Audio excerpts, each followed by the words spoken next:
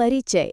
हर कल्प ब्रह्मांडीय चक्र में इस ब्रह्मांड की रचना भगवान श्रीमन नारायण द्वारा की जाती है और बाद में ये उन्हीं में विलीन हो जाता है।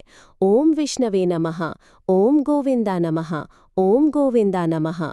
श्लोक भगवद गीता अध्याय 9 श्लोक 7 और 8। श्री कृष्ण कहते हैं, जब एक कल्प समाप्त होता है तो सभी जीव मेरी प्रकृति, भौतिक ऊर्जा में विलीन हो जाते हैं।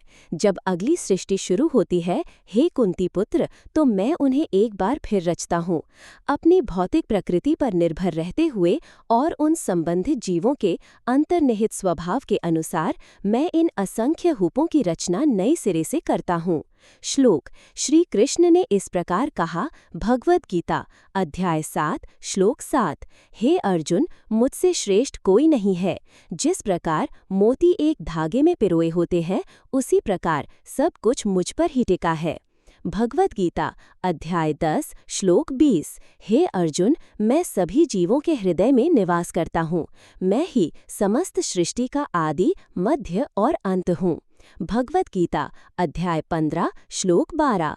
जान लो कि मैं ही सूर्य की वह कांति हूँ जो पूरे सौर मंडल को प्रकाशित करती है। चंद्रमा का प्रकाश और अग्नि की दीप्ति भी मुझसे ही उत्पन्न होती है।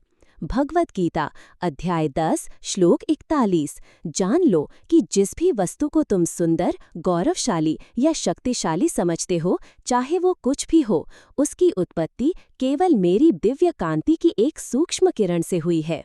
ऋग्वेद मंडल 10 सूक्त 190 श्लोक 3। श्रीमन नारायण सृष्टिकर्ता स्वर्ग, पृथ्वी और मध्यवर्ती अंतरिक्ष के लोकों को अस्तित्व में लाते हैं।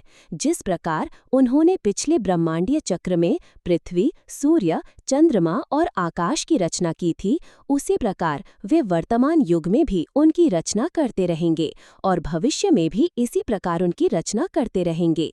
ओम विष्णवे नमः। ओम गोविंदा नमः। ओम गोविंदा नमः।